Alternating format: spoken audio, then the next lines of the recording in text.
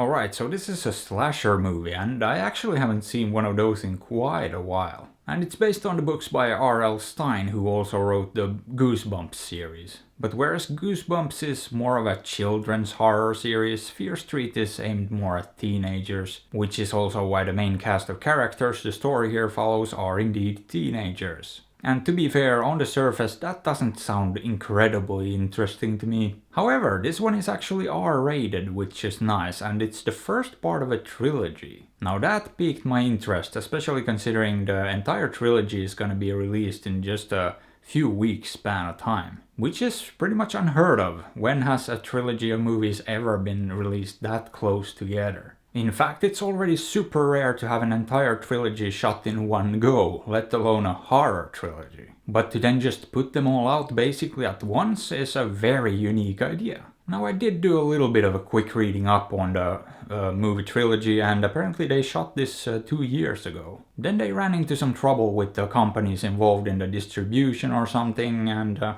well, eventually Netflix ended up picking up the whole trilogy, and I would say that was probably the best outcome for something like this. I mean, how would you even release something like this traditionally, theatrically? This isn't like a massive production by a major studio like Lord of the Rings or anything. And I highly doubt it would have anywhere near the same kind of pull at the box office either. And would you really want to sit on these for that long, releasing them once a year maybe? Yeah, I don't think that would have worked out, but in an era of streaming you can do stuff like this, and I love it. So I'm all for it, and even though I wasn't super pumped about the movie itself, I was still curious to see what they would do with it. And well, the story here follows a group of teenagers from a small town called Shadyside that has a reputation of having a large number of gruesome murders. So with a premise like that and this being a horror movie, you pretty much know what to expect. A lot of gruesome murder and mayhem, and that's exactly what you get. And on top of that, this being based on a teen book series featuring teen protagonists, you would not be wrong to expect some classic teen drama as well. And you know, this pretty much delivers exactly what you'd think.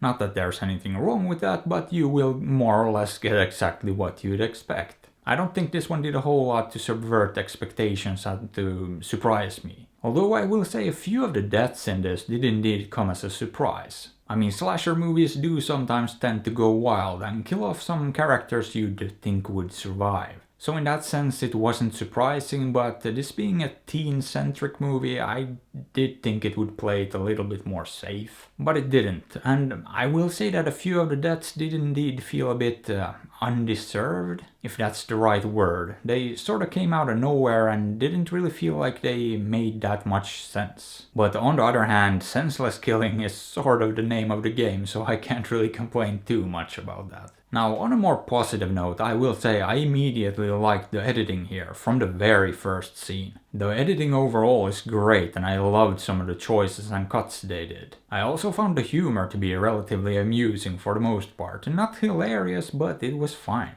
And as a whole, I thought the movie was fairly entertaining, although not that remarkable. But I will say they found a very interesting way to end this one and to tease the next one.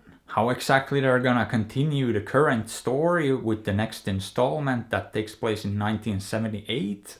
I don't know. But I'm kinda curious to find out, and I'm honestly really tempted to give the second part a look as well. And yeah, I didn't really mind this. I found it to be entertaining enough to hold my attention. So I'm leaning toward giving part 1 here something like a lowish 6. Boop.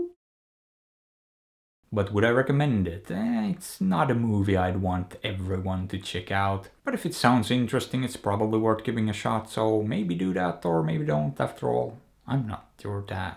But hey, what are your thoughts on this? Have you seen it? Did you like it? Let me know. And if you enjoyed the video, maybe give it a thumbs up or sub to the channel, because that would be fantastic.